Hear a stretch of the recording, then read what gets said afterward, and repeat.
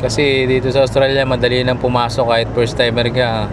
Kahit Basta skilled ka. O kahit short, ano ka lang, short experience, 1 year no, pinakababa. Oo. Yep. Yun guys, yan si Paring Manayayan TV. Follow nyo rin pala si Manayayan TV. Tsaka wait nyo ano namin guys, yung ksp.au, yung kwentong Skilled Pinoy. Diba, marami kayong pwedeng matutunan na pwede nyo gamitin sa pag-apply dito sa Australia. Doon sa mga gusto mag-apply ng Australia. Oo, lalo na doon sa mga yung mga baguhan nasa Pilipinas lang. Pilipinas. Kasi dito sa Australia, madali nang pumasok kahit first timer ka. Kahit Basta skilled ka. O kahit short, ano ka lang, short experience, 1 year no, pinakababa. Oo. Pwede ka na mag-apply. Basta ano ka, qualified, meron ka employment certificate, train ka, tapos yun nga, medyo magaling ka na sa pagtatrabaho ng kahit ano, skill, welder no, Carpentry, upholstery, cabinet maker, yun, lahat ng skill. Pwedeng cook, mga chef. Yun, shoutout nga pala mga chef natin yan sa Barom Tavern, dyan sa Baromeds. Yan, sa mga ka-workmate ng asawa ko.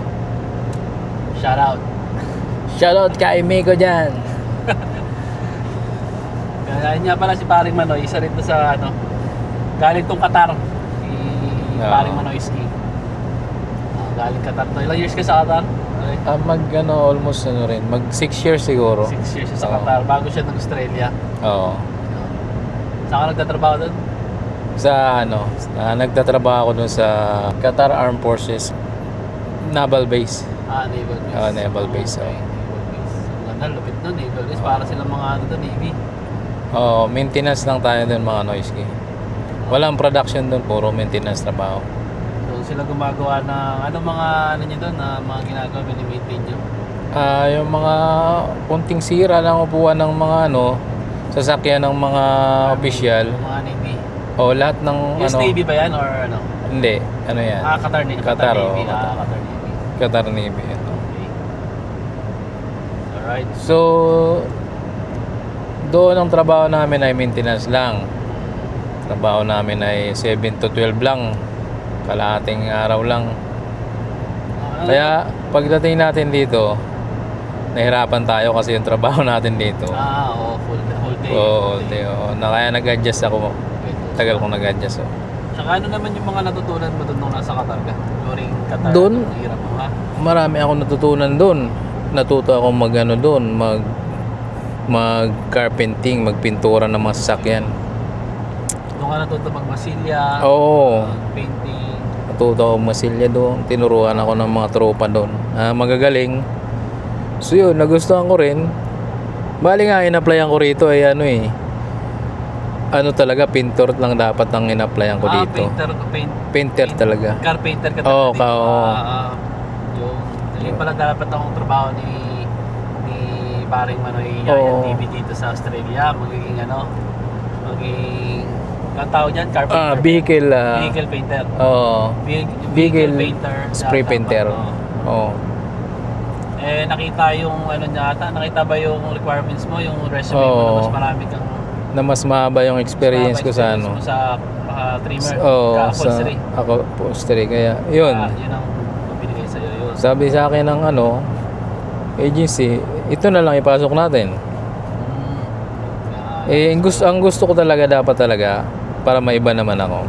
Yun na nga, spray painter ako ng sasakyan. Yun. Pero mo guys, galing Qatar, 6 years sa Qatar. Sa Pilipinas, sa Pilipinas ako, marami akong pero mas mahabang experience ko sa Ergo. Nag-Ergo siya. Ergo Philippines. Ergo Philippines, shoutout sa mga taga-Ergo dyan. Ergo Philippines. 2003, nandyan ako sa Saan ang Ergo Philippines sa Pilipinas? Dati ang Ergo ay nasa Kanlubang, Calamba, Laguna. Yan talaga, dyan galing yan. Dyan origin. Oo. Pero nandun pa rin naman yung mga kaso lang, puro metal fabricator yun nandun. So, ang dami ko rin pa Ang dami mo na palang pinasukan. ang dami pa. Bilang car trimmer. Car Oo. trimmer kasi ang tawag dito yan dito sa Australia na Oo. car upholstery, vehicle upholstery. Car trimmer ang tawag dito sa Australia. Oo. Okay guys, thank you for watching. Hanggang sa muli na lang ulit, yun na lang muna pag-usapan natin. Next time na tayo magpintuan Next time mga tayo nasyo. magkwentuhan ng mga medyo Oo. mahaba ang kwentong skilled Pinoy yan. Pag wala na tayong... KSP.EAU. Yeah. Kwentong skilled Pinoy dito sa Australia. Yes, mga Okay, Noiki, guys. antayin nyo yung KSP. KSP.AU. Oo. Alright.